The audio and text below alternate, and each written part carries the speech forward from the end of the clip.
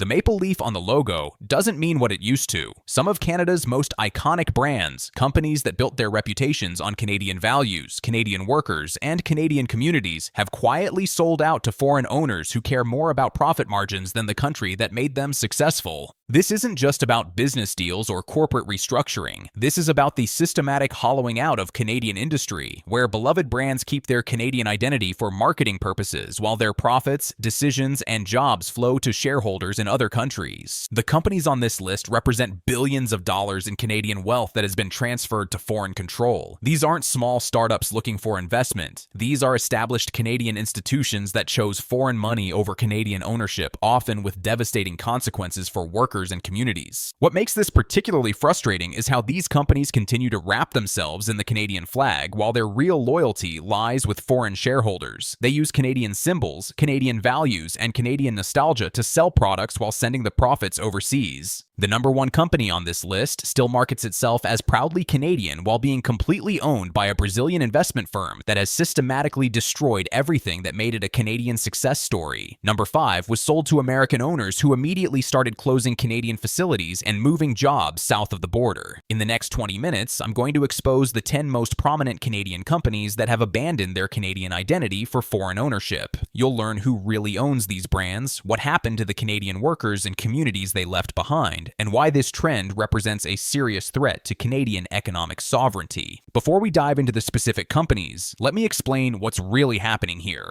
This isn't just normal business evolution. This is a systematic transfer of Canadian economic control to foreign interests that has accelerated dramatically over the past 2 decades. Foreign ownership of Canadian companies has reached levels that would have been unthinkable a generation ago. Major sectors of the Canadian economy are now controlled by foreign corporations that have no particular loyalty to Canada or Canadian workers. The pattern is always the same. A foreign company offers a premium price for a successful Canadian business, promising to maintain operations and employment. The Canadian owners take the money and run. Within a few years, the new foreign owners start cutting costs, closing facilities, and moving operations to cheaper locations. The Canadian government has been largely complicit in this process, approving foreign takeovers that clearly harm Canadian interests while providing minimal protection for workers or communities affected by the changes. The Investment Canada Act, which is supposed to protect Canadian interests in foreign takeovers, has been weakened to the point where it provides almost no real protection. The net benefit test that foreign buyers must pass has become a rubber stamp that approves virtually every deal. The consequences go beyond just individual companies. When Canadian companies are sold to foreign owners, Canada loses control over strategic industries, research and development capabilities, and high-paying jobs that support entire communities. The tax implications are also significant. Profits that used to be taxed in Canada and reinvested in Canadian operations now flow to foreign shareholders, reducing government revenues and economic multiplier effects. This trend has accelerated during economic downturns when Canadian companies are vulnerable to takeover offers, and it shows no signs of slowing down as foreign investors continue to target successful Canadian businesses. Let's start with number 10, Shoppers Drug Mart, a company that built its reputation as Canada's neighborhood pharmacy, but is now owned by American retail giant Loblaw Companies, which itself has significant foreign ownership through its controlling shareholder. Shoppers Drug Mart was founded in 1962 and grew to become Canada's largest pharmacy chain by focusing on convenient locations, extended hours, and community-oriented service. The company became synonymous with Canadian healthcare and was a trusted part of communities across the country.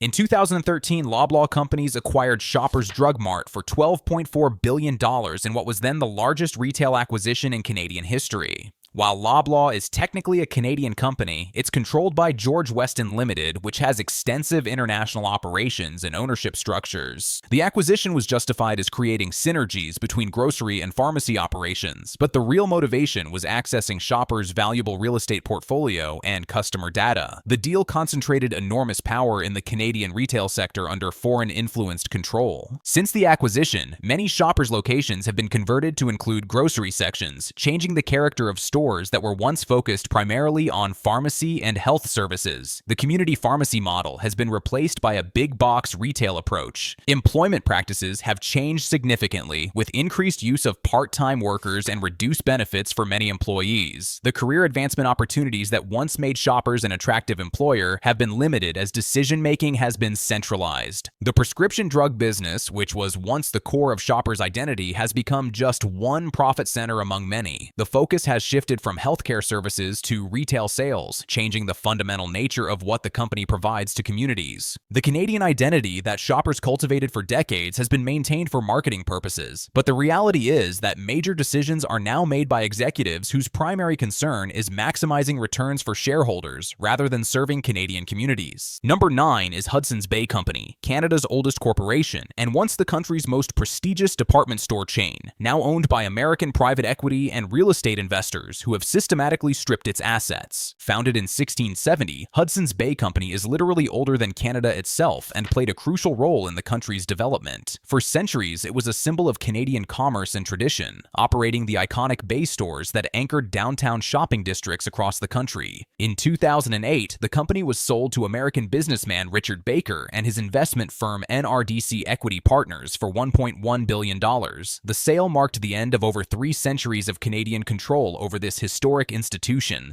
Under American ownership, the company has been treated primarily as a real estate play rather than a retail operation. Valuable downtown properties have been sold off or redeveloped, often eliminating the retail spaces that served as community gathering places. Store closures have accelerated dramatically under foreign ownership, with dozens of locations shut down across Canada. These closures have devastated downtown cores in smaller cities where the Bay was often the anchor tenant that supported other local businesses. The company's Canadian heritage has been commodified and marketed while the actual substance of Canadian operations has been hollowed out. The Hudson's Bay brand is used to sell products that are increasingly sourced from overseas suppliers rather than Canadian manufacturers. Employment at the company has declined significantly, with remaining workers facing reduced hours, lower wages, and fewer benefits. The career development programs that once made the Bay a desirable employer have been eliminated in favor of cost-cutting measures. The sale of Hudson's Bay Company represents the loss of Canadian control over not just a business,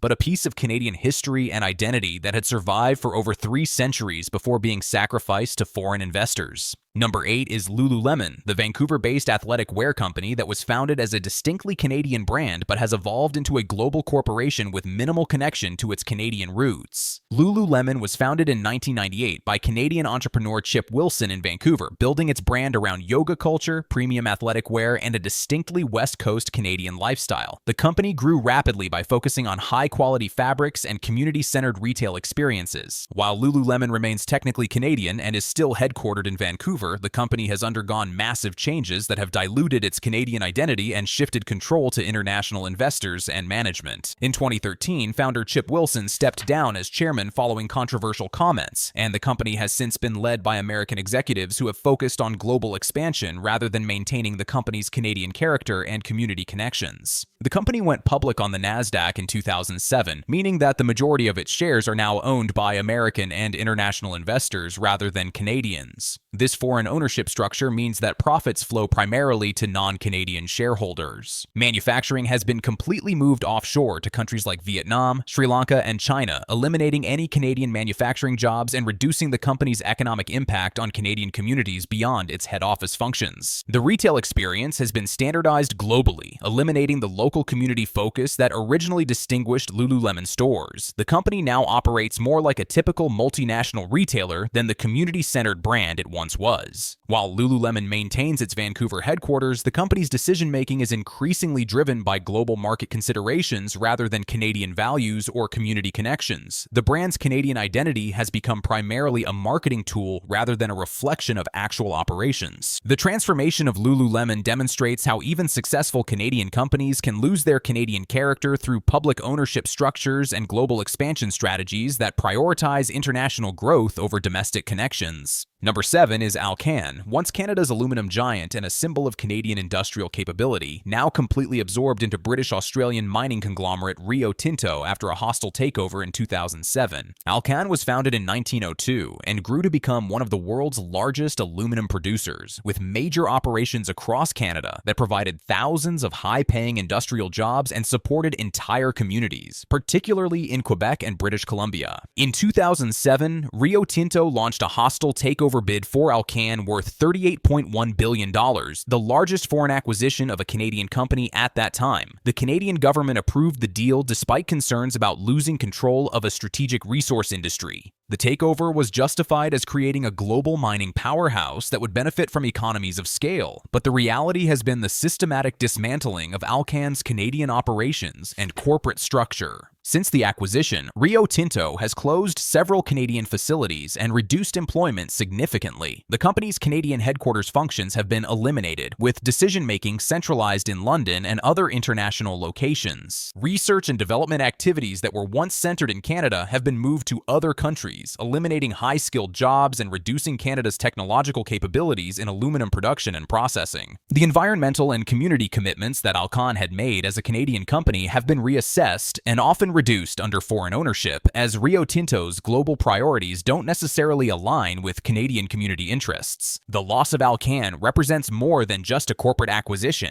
It's the loss of Canadian control over a strategic resource industry and the elimination of a major Canadian industrial champion that had competed successfully on the global stage. Number 6 is Inco, Canada's nickel mining champion that was sold to Brazilian mining giant Vale in 2006, leading to massive job losses and the destruction of a Canadian industrial icon. The International Nickel Company of Canada was founded in 1902 and became the world's largest nickel producer, with major operations in Sudbury, Ontario, and Thompson, Manitoba. The company was a cornerstone of Canadian mining and metallurgy for over a century. In 2006, Vale acquired Inco for $19.4 billion in a deal that was supposed to create synergies between Vale's iron ore operations and Inco's nickel expertise. The Canadian government approved the acquisition with minimal conditions. The promises made during the acquisition process were quickly broken. Vale committed to maintaining employment levels and investment in Canadian operations, but within a few years began massive layoffs and facility closures. In 2009, Vale locked out workers at its Sudbury operations for nearly a year in a dispute over working conditions and benefits. The lockout devastated the local economy and demonstrated that the new foreign owners had no particular loyalty to Canadian workers or communities. Thousands of jobs have been eliminated since the acquisition, with entire facilities closed and operations moved to other countries where Vale can operate more cheaply. The high-paying industrial jobs that supported middle-class families have been replaced by nothing. Research and development activities that were once centered in Canada have been moved to Brazil and other countries, eliminating technological capabilities that took decades to develop and reducing Canada's expertise in mining and metallurgy. The environmental and safety standards that Inco maintained as a Canadian company have been questioned under Vale's ownership, with several serious incidents that have raised concerns about the company's commitment to Canadian regulatory standards. Number 5 is Stelco, the steel company of Canada that was once the backbone of Canadian steel production, but was sold to United States Steel Corporation in 2007, leading to plant closures and massive job losses. Stelco was founded in 1910 and became Canada's largest steel producer, with major operations in Hamilton, Ontario, that employed thousands of workers and supported the entire regional economy. The company was a symbol of Canadian industrial strength and capability. In 2007, U.S. Steel acquired Stelco for $1.1 billion,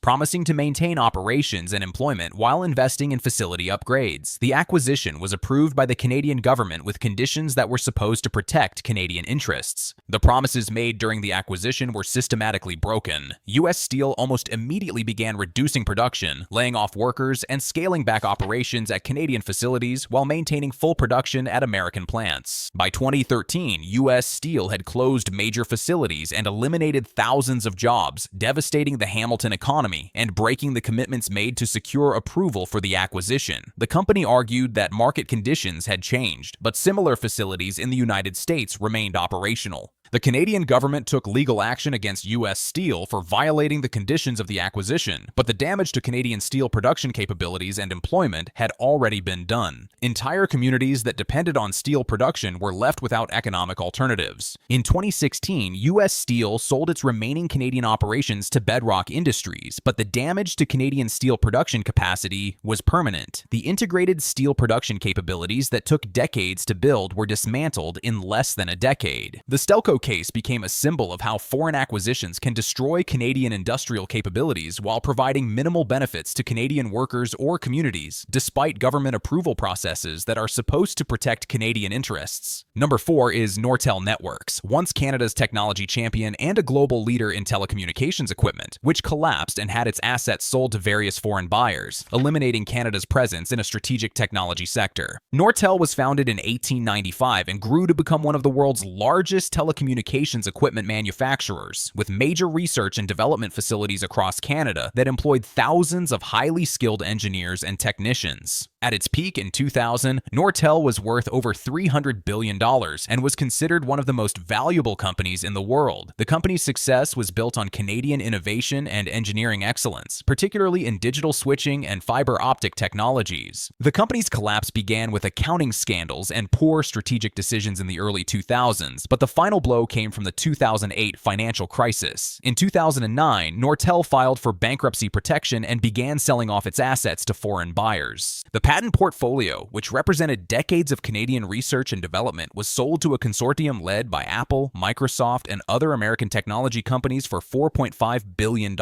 These patents now benefit foreign companies rather than Canadian innovation. The wireless technology division was sold to Swedish company Ericsson, eliminating Canadian capabilities in a strategic technology sector. Other divisions were sold to various foreign buyers, scattering Nortel's technological expertise around the world. Thousands of highly skilled Canadian technology workers lost their jobs, and many left Canada to work for foreign technology companies. The brain drain eliminated much of Canada's expertise in telecommunications technology and reduced the country's technological sovereignty. The collapse of Nortel represents the loss of Canadian leadership in a strategic technology sector and demonstrates the vulnerability of even successful Canadian companies to foreign competition and financial market pressures. Number 3 is the Potash Corporation of Saskatchewan, once Canada's fertilizer champion that controlled a strategic global resource now part of Nutrien with significant foreign ownership that has reduced Canadian control over potash resources. PotashCorp was founded in 1975 as a Saskatchewan Crown corporation and was privatized in 1989, becoming one of the world's largest fertilizer producers with control over significant potash reserves that are crucial for global food production. In 2010, Australian mining giant BHP Billiton attempted a hostile takeover of PotashCorp for $39 billion,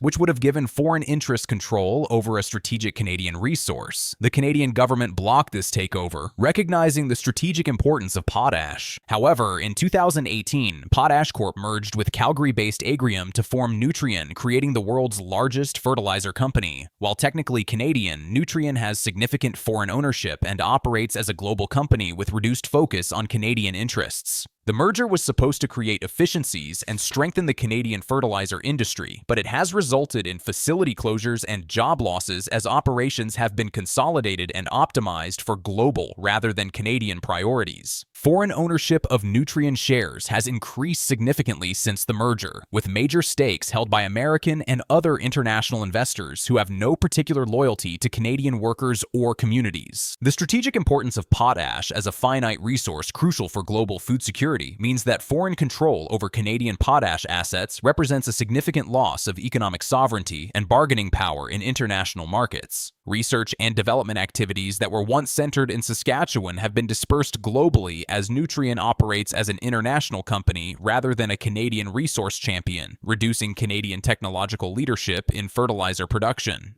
The loss of Canadian control over potash resources demonstrates how even strategic industries can be gradually transferred to foreign ownership through mergers and acquisitions that appear to maintain Canadian control while actually diluting it. Number 2 is BlackBerry, formerly Research in Motion, Canada's smartphone pioneer that dominated global mobile communications before losing its way and becoming increasingly dependent on foreign investment and partnerships. Research in Motion was founded in 1984 in Waterloo, Ontario, and became a global technology technology leader with the BlackBerry smartphone that revolutionized mobile communications and made Canada a major player in the global technology industry. At its peak in 2008, BlackBerry controlled over 50% of the North American smartphone market and was the preferred device for business users, government officials, and security-conscious organizations worldwide. The company's decline began with the rise of Apple's iPhone and Google's Android operating system, but poor strategic decisions and failure to adapt to consumer preferences accelerated the collapse of BlackBerry's market position. As the company struggled, it became increasingly dependent on foreign investment and partnerships to survive. Major stakes in the company have been acquired by foreign investors, including Fairfax Financial Holdings and other international investment firms. The company has shifted focus from hardware to software and services, but much of its intellectual property and technological expertise has been licensed to foreign companies or developed in partnership with international firms rather than remaining under Canadian control. Thousands of highly skilled Canadian technology workers have been laid off as BlackBerry has downsized, and many have left Canada to work for foreign technology companies, contributing to a brain drain in the Canadian technology sector. While BlackBerry remains technically Canadian, its reduced size, foreign investment dependence, and licensing arrangements mean that much of the value created by Canadian innovation now benefits foreign shareholders and partners rather than the Canadian economy. The decline of BlackBerry represents the loss of Canadian leadership in mobile technology and demonstrates how quickly even dominant Canadian technology companies can lose their competitive position and independence. And number one is Bombardier, once Canada's aerospace and transportation champion that has been systematically dismantled and sold to foreign buyers, representing the most significant loss of Canadian industrial capability in recent history. Bombardier was founded in 1942 and grew to become one of the world's largest aerospace and transportation companies, with leading positions in regional aircraft, business jets, and rail transportation equipment that employed tens of thousands of Canadians. The company's decline began with cost overruns and delays on major projects like the C-Series aircraft program, which required government bailouts and eventually led to the sale of major divisions to foreign buyers. In 2020, Bombardier sold its remaining commercial aviation operations to European aerospace giant Airbus for essentially nothing, giving up control of the C-Series program that had cost Canadian taxpayers billions of dollars to develop.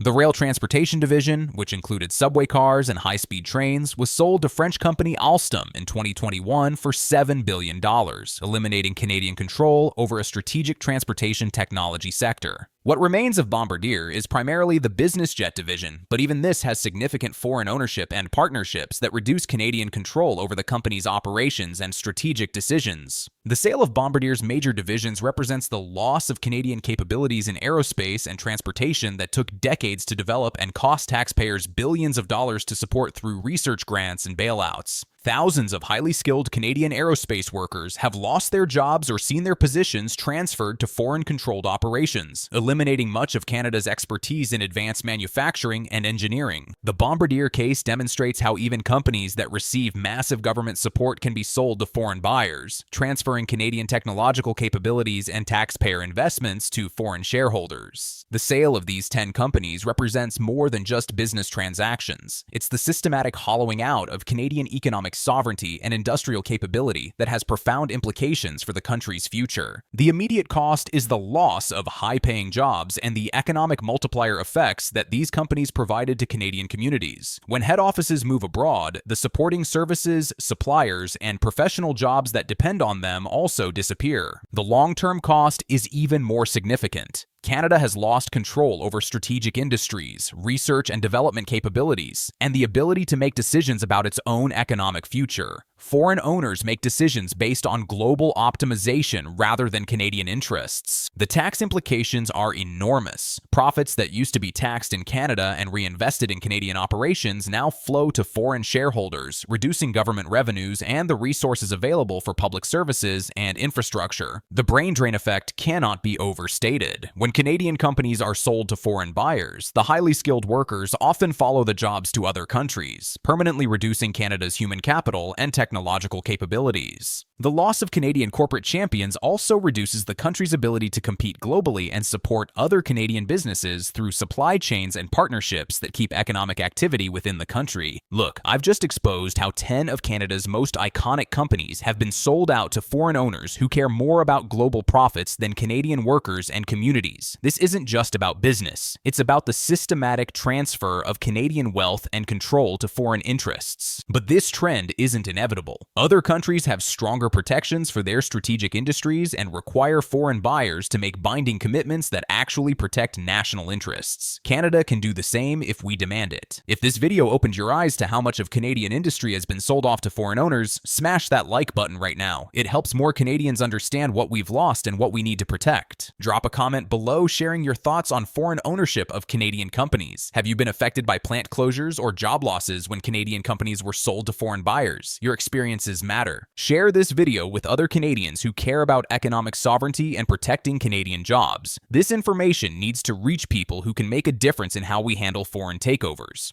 Hit that subscribe button and ring the notification bell for more exposés about how foreign ownership is changing Canada. This is just the beginning of understanding what we've lost. Remember, every time we allow a successful Canadian company to be sold to foreign owners, we're giving up a piece of our economic future. It's time to demand better protection for Canadian businesses and workers. The question is, are we going to keep selling off our economic sovereignty, or are we going to start protecting the companies and industries that make Canada strong? The choice is ours to make.